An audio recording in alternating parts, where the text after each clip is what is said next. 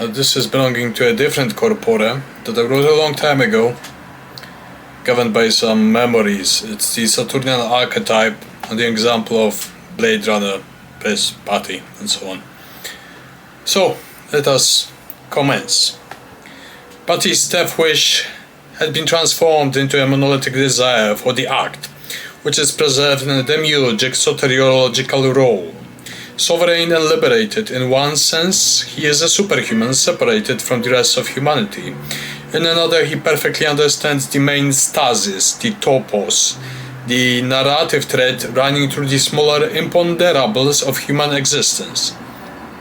There is no need for rehumanization. It would strip him of his status of a demigod, a futant, a term from posthumanist nomenclature meaning a future mutant, a new species, so to say, a modified human. He has mastered the human world from a perspective that allows him to maneuver with it with virtuosity. This is not mere acting, but an authentic, masterful performance. He plays the role of a human while wearing the mask of a god, and vice versa. A transcendent being who has composed and arranged itself in human form, it remains distinct from it by virtue of its own selfhood. The persistent psychological dynamism of analogy found in theurgy and isolation risks turning into misanthropy. A hypothetical superhuman who loses the game becomes nothing more than a pretentious brute. When the human form is retained yet, but superhuman aspiration manifests within an individuated gigantomachia, granting experiences beyond the comprehension of the human head, there is no intrageneric parity. He suffers the human form, yet seeks to transmute its alchemical lead, ascending beyond it to an arch-human level, which sublimates him into either a psychopath or a murderer. This is a struggle between Faust and Macbeth, where Mephistopheles plays the role of the Moirai. Just as Faust was for Goethe and Zarathustra for Nietzsche, Descartes and Batty were for Philip K. Dick. In the exegesis of Dick's collected writings, his desire for divinity is clearly revealed. However, Dick cannot reconcile divinity within either Christian or Gnostic frameworks. An inner instinct fights against donning these beliefs. In fact, he rejects them in favor of transcendental futurism. The moment that Batty saves Deckard, a withdrawn moment occurs in which he turns lead into gold. He becomes the alchemical pelican that nourishes its young with its own blood. Destiny concludes his life with a poetic resolution, breaking the predestination of fate.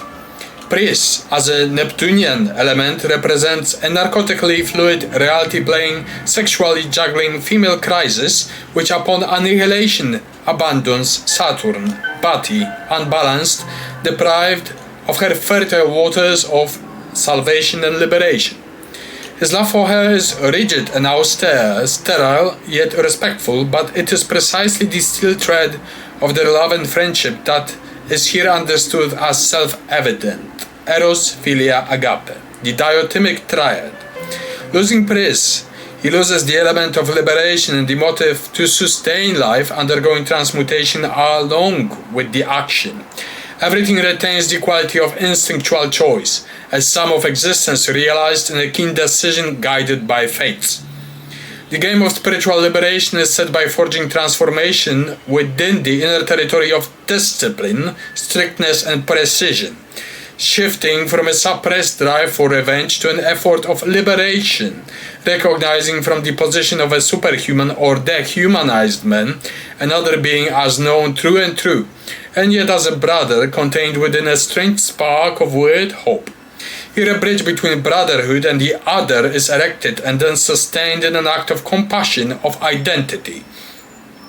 Batty seeks to meet his creator, his genetic architects, and then slaughters him. The young Saturn, as the voice of a new generational eon, murders the old Kronos, the very one who gave him life and the breath of an idea. This theme of architects surrounding time intensifies in genetically limited lifespan of the androids. Batty is the master of life and death, fates, and by murdering the architect he conquers Rea obs convivia, like in Rome, time itself. At that moment the roles are reversed. This is the compensatory scheme of patricide, which in a normal process would be understood as maturation, error reversal, here reified in an act. In an ordinary scenario, it will be considered a psychopathology. However, the architect's son has surpassed him. Naturally, there was no place for the one who created himself, sovereignly independent of his engineer. Here emerges the archetype not of Demiurge Yaldabaoth, who renews time through Erebus, nor of Demiurge Kronos, who creates and devours, but of Demiurge Lucifer, who by reconstructing his past becomes Prometheus.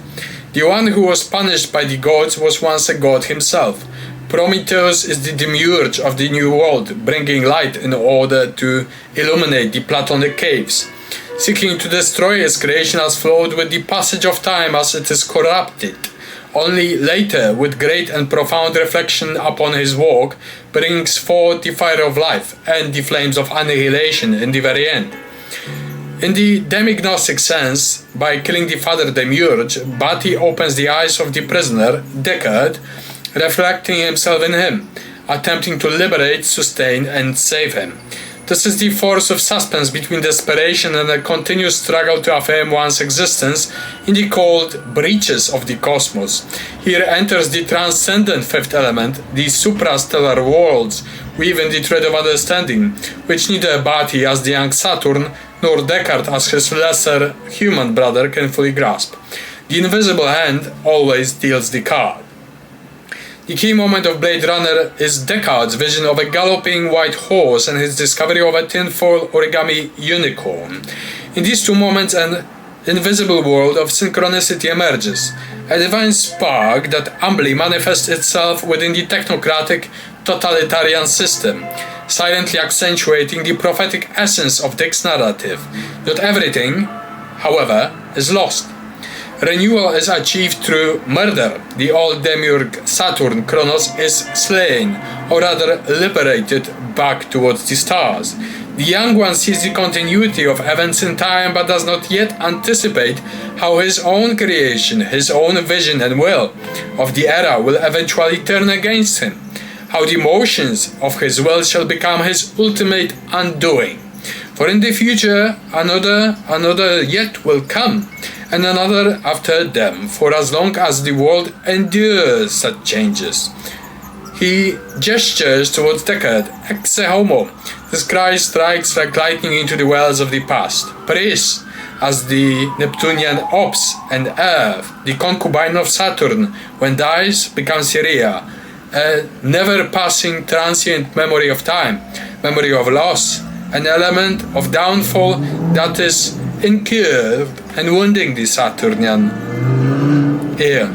Ultimately, the only one who retains his humanity and his ability to be humane is Descartes, the Tarot's fool. Thank you.